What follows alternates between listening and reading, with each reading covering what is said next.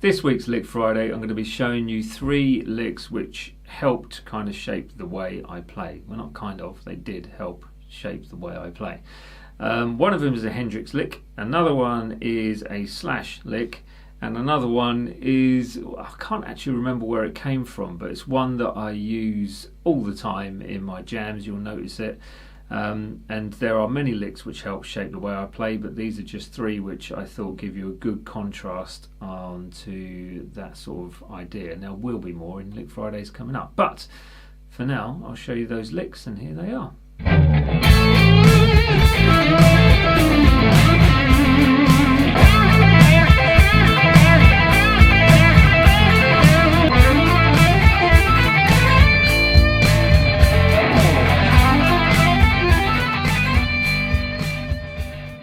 That was your little bunch of licks to learn for this week, and the 3 licks obviously which you hopefully, fingers crossed, enjoyed and will stick with the video and watch through. If you like the video, please give it the old thumbs up and make sure you subscribe to the channel if you haven't done so already, because then you're going to obviously learn more licks which may have influenced me or come from different solos. There are more lessons available, but stuff which is exclusive to Patreon you will find link below, just down there, and maybe in the cards, I don't know, and you will find all sorts on there which will not be here on YouTube. Now the breakdown is coming up in just a second. I don't know if I need to tell you what sounds I'm using, probably not, but I'm using the Bareface cab, which is just behind me out of shot, you'll see it in shot in a second, and my pedal board, which is using a Tonex pedal for those that are interested in the sound, and it's a Marshall JCM 800, and this thing was all custom made for me many years ago. It's a great guitar, but you don't want to know about that. Let's get on with a breakdown of the licks.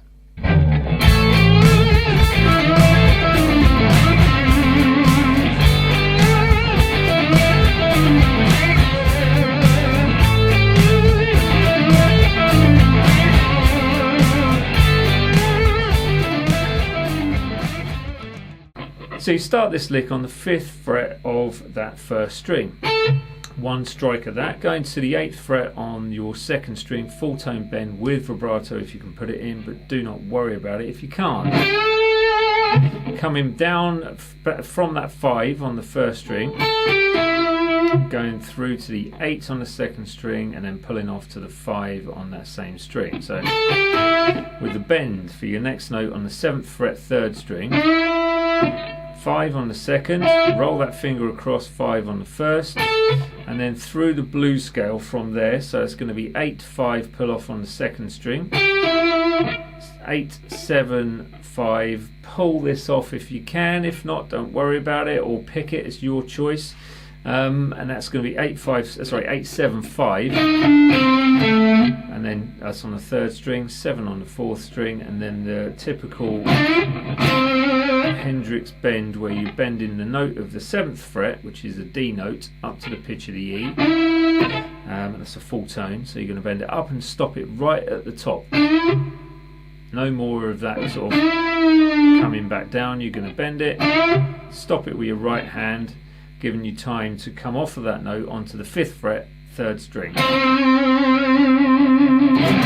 There we go. I'll play that lick slow for you now. 3 and 4 and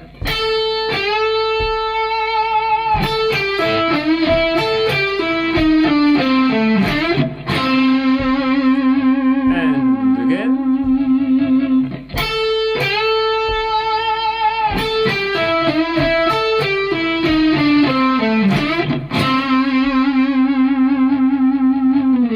There you go. That's that lick. That lick. Let's move on to lick number 2. Here it is.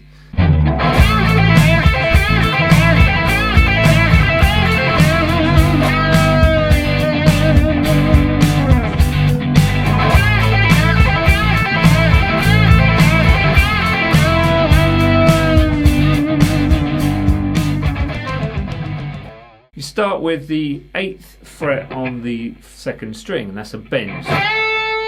This is a simple lick in theory, not so simple to get used to, but 8th fret bend, 2nd string, go into the 5th fret on the 1st string, okay, and then you're pulling off the 8 to the 5 on that 2nd string. So and then straight to the bend on the 7th fret 3rd string, and then doing the same thing to tail that part of the lick off, which is the 5 1st string, 8 pull off to the 5 on the 2nd string.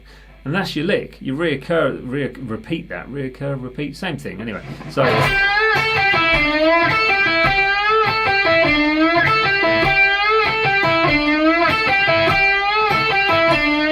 and these licks obviously you can take anywhere you like, so you could be putting in other bends, or could go whatever it is. That lick basically shaped a lot in the way in which I play, so it's one that gets used a lot, definitely a slash lick, and it's from, as far as I can tell and remember, Sweet Child of Mine, so the very last solo in Sweet Child of Mine, or the main solo. But there you go, that was that lick, and I've already played it slow, so you've had it slow. There you go, last one, see you in a bit. It is lick number 3 coming up now.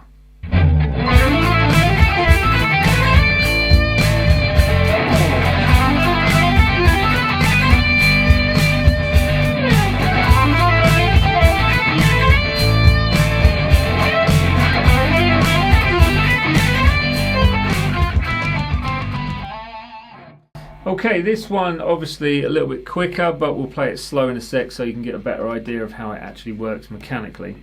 Again, it's relatively straightforward to play, but at slower tempos. It's not so easy to play faster, but it's one of those things which I'm not entirely sure where this lick has come from, but I think it's a combination of Joe Satriani and sort of like slash style playing. And I wouldn't say it's one of my own, obviously, but it's one of those things that I've just adapted to over the years of playing, and it comes up in my playing quite a lot, and it's something where it just seems to have been a combination of licks from Thin Lizzy, possibly, Guns N' Roses, Joe Satriani, all combined into one, and the moment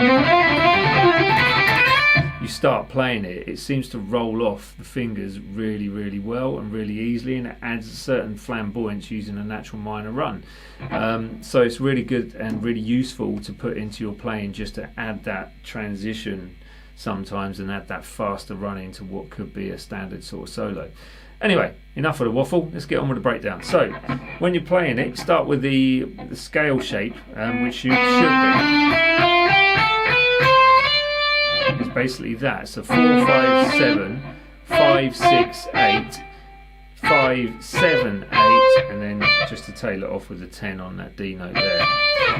Again in the key of A minor, so it's part of an A natural minor scale, but you're starting on the B note, so you're starting from the second rather than from the root. Anyways, so we have a starting position of hammer-ons going through this like galore, and pull-offs as well. So it's very legato based. 4, 5, 7, 3rd string. The next note you strike is the 5th fret on that 2nd string, and then picking the 6, pulling off to the 5 again, and then picking the 7 on the 3rd string. So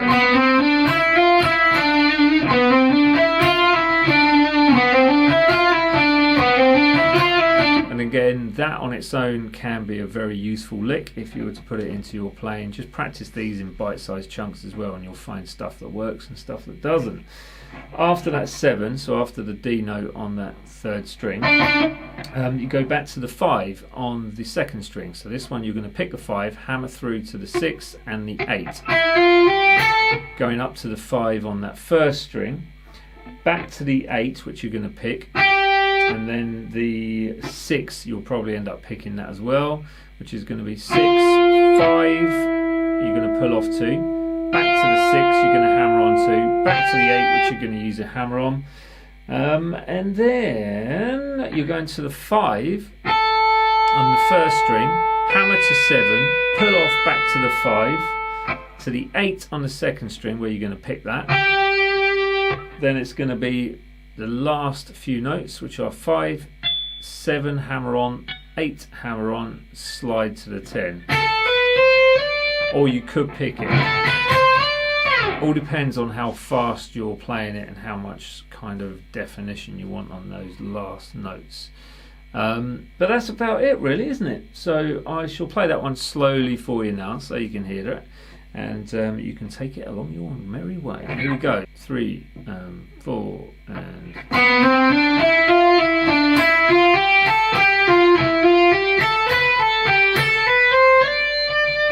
and again.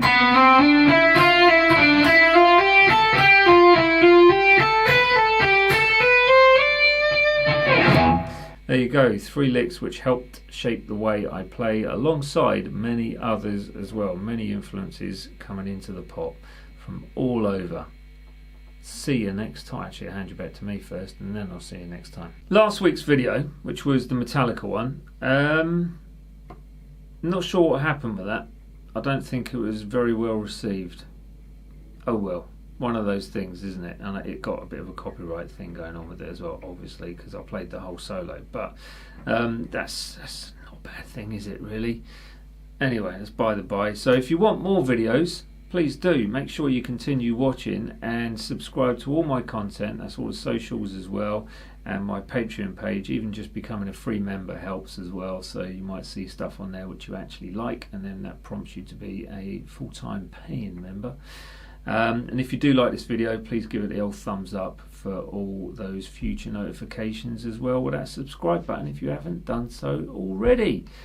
Excellent. I'll leave you with it this week, and hopefully you learn something from the 3 licks that I've shown you this time round, which gave me the kind of prompt that I needed to progress with my solos. You'll notice that I use that type of lick, or those licks in particular as well, quite a lot within my jams, and they just crop up, not necessarily ending in the same way, but they do crop up in that formation and that sort of guise basically. So there you go, eh? Right, so I shall see you next time for some more guitar licks. So there may be a week off coming soon, but I'll let you know about it. See you later.